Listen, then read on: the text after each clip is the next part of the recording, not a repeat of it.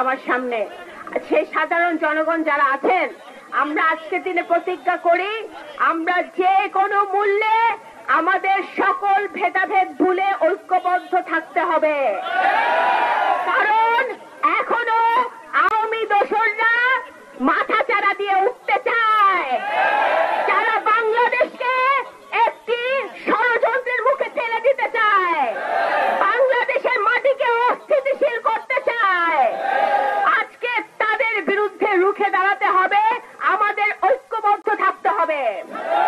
আমাদের ভারপ্রাপ্ত চেয়ারম্যান জনাব তারেক রহমান বলেছেন, দেশনেত্রী বেগম খালেদা জিয়া বলেছেন, প্রতিহিংসা নয় ভালোবাসা দিয়ে মানুষের মন জয় করতে হবে। রক্ত দিয়েছে, সেই রক্ত আমরা বৃথা যেতে দিব না। আগামী দিনে এই ইন্টারিম সরকারের প্রধান উপদেষ্টা ডক্টর মোহাম্মদ ইউনূস বলেছেন ফেব্রুয়ারি মাসে নির্বাচন দিবেন। উনি সকল দলের সাথে কথা বলেছেন।